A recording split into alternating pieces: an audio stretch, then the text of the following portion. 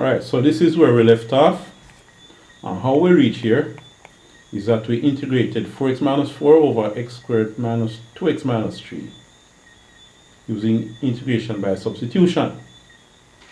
I also mentioned that you could try partial fractions, but that would only work if the x squared minus 2x minus 3 can be factorized.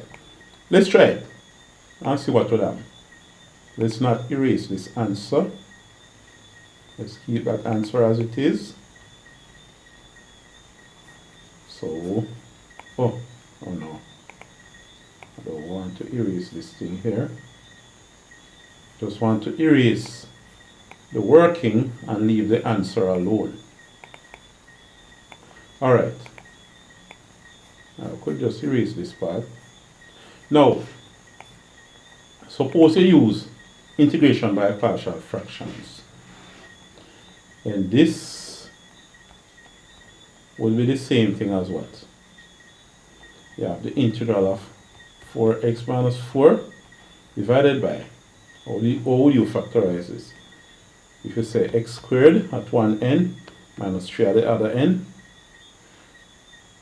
we know that the coefficient of x squared is 1. 1 times negative 3 gives you negative 3. We want to find two numbers that multiply to give negative 3 and add to give negative 2, which is B.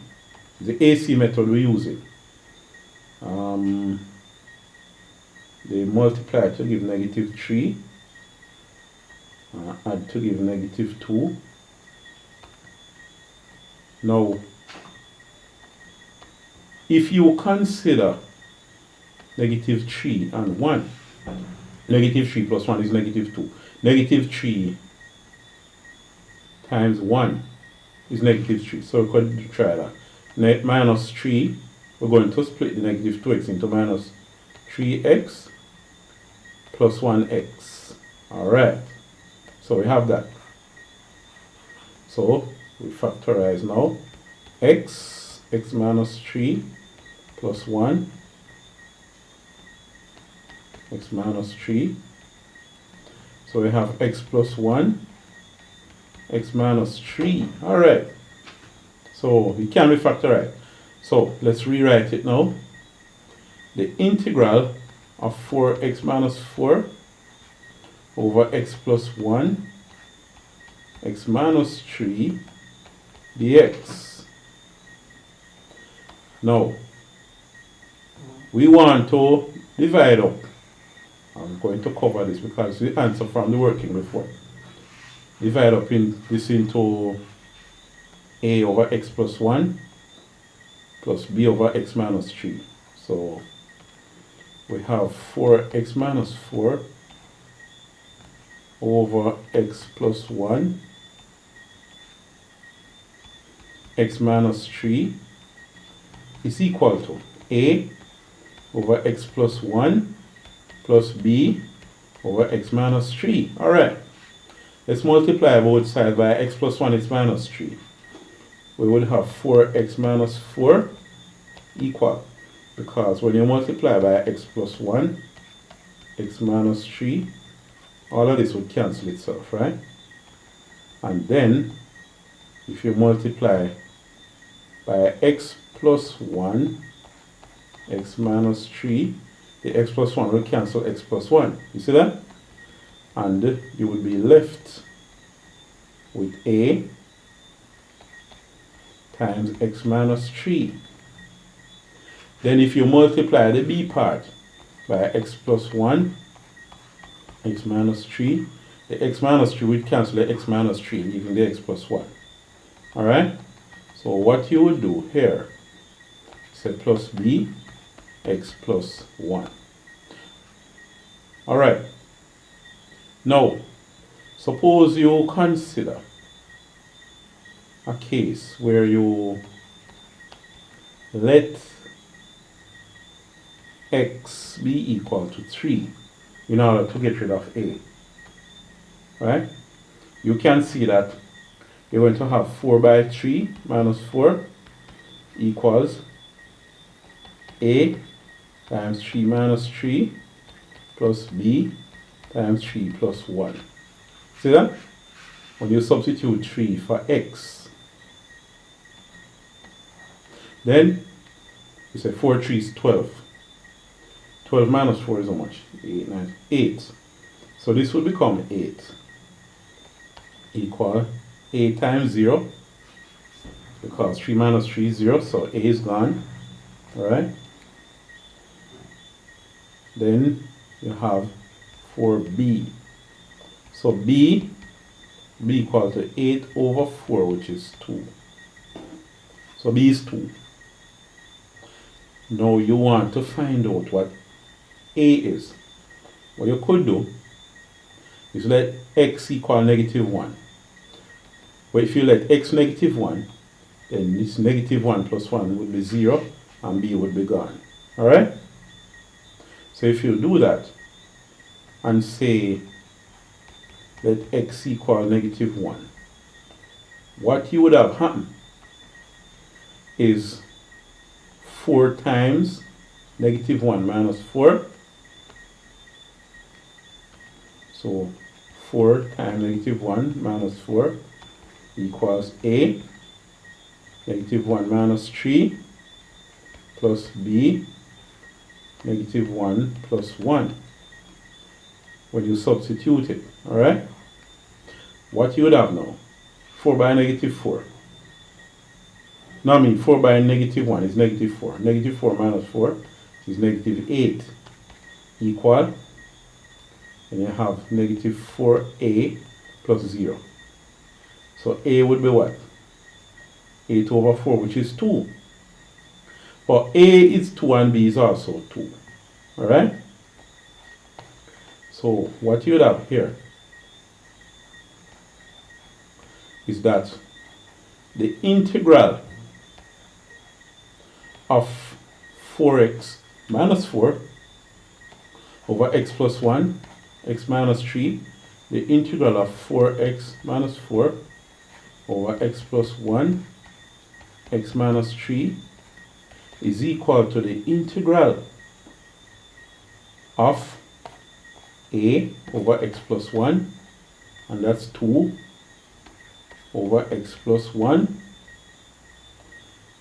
right, plus, and then b is 2, and that will be b over x minus 3. So it's the integral of b over x minus 3 dx, both of them are dx. Because I separate them, you could very well use one big integral and say integral of open bracket 2 over x plus 1 plus b over plus 2 over x minus 3. I put b here, it should be 2, because I know that b is 2. So remember that b is 2. Alright, well, you separate them and integrate each of them separately. So what you'll get here is 2 times ln x plus 1 plus 2 times ln x minus 3 plus c. Alright? So that is what you would get. Now let's compare to the answer we got previously. The answer was 2 times, and you have all of this. So 2 multiplied by x. Hold on. Did I leave out the ln part? I realized in the previous answer I did not write the ln. ln is supposed to be here. Alright? So it's 2 ln x squared minus 2x minus 3 plus c. Accidentally left that out. So this now, guess what? By the law of natural logs. Alright, this is 2 times ln x plus 1 x minus 3 plus c. You realize what happened? I factor out the 2. Alright? And I would have ln x plus 1 plus ln x minus 3. But when you find the log ln of two numbers added together, it's the same as both of them. The ln of the product of both of them. Let's see an example here. Just as a reminder, let's say we have, say, 2 and 3. ln 2 plus ln 3 equal, you have 1.79. Alright, ln 2 times 3 is what? So you say ln, open bracket, 2 multiplied by 3. Alright, let me clear the calculator and go again. ln, open bracket, 2 times 3, which will be ln 6. You get the same 1.79, and so on and so forth. It will apply to any number. So 2 times, the fact is ln x plus 1 plus ln x minus 3 is the same as ln x plus 1 times x minus 3.